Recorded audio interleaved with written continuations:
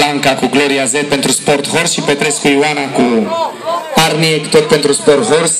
Bineînțeles că i-ați recunoscut, dacă nu, chiar că aveți o problemă. Deci nu se poate să nu e lupul și scufița roșie.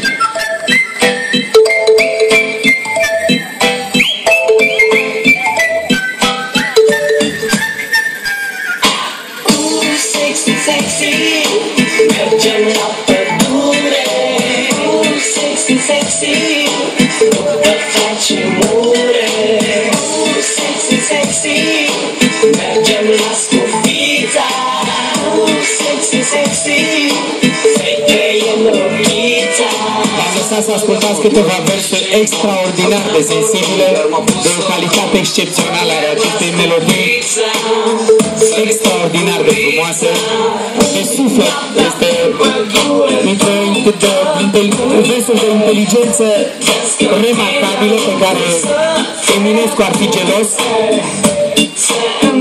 Este din epoca unei formații de mult apuse, în care cânta și acel cântăreț care și-a făcut implant de păr.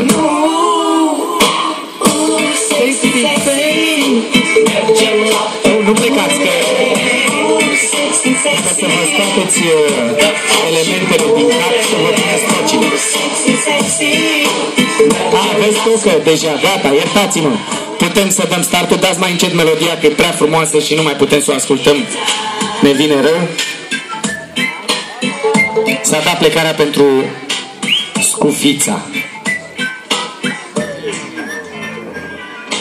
Sunt un vagabond, am părul blond, mi-a pus cercel să agăț cu el. Merg la Scufița, să-i pun curița. Prin noaptea, prin pădure, după mure. Vezi-că-mi vine să te fure. Se întâmplă multe prin pădure. Scufița parcurge parcursul cu sensibilitate și grație, în șoaptă. Galopează în șoaptă. Nu-i nevoie să mergi mai tare, e bine așa. Nu deranjați.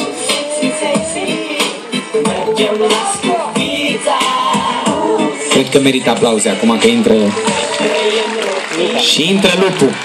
Ăsta e nervos. Deja a rupt un obstacol.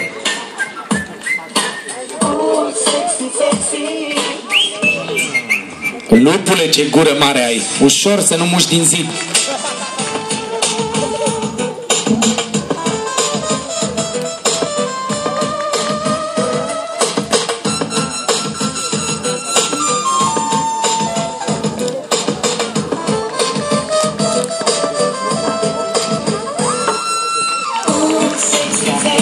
Și termină și lupul destul de bine. Da, l-a incomodat coada și din cauza asta am mai dărâmat două obstacole. Cu coada le-a luat. Nu-i nimic. Data viitoare ți-o tăiem. Și acum, în aplauzele dumneavoastră, Scufița în șoaptă și el mai agresiv vor face un tur de manej. Hai! De data asta Scufița urmărește lupul. Într-o zi o să-l și prindă.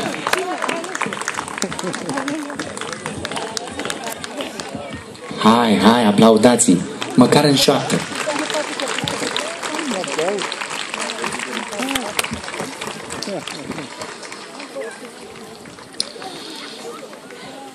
Rezultatul lupului și al Scufiței roșii, 80 de secunde, 51 de sutimi.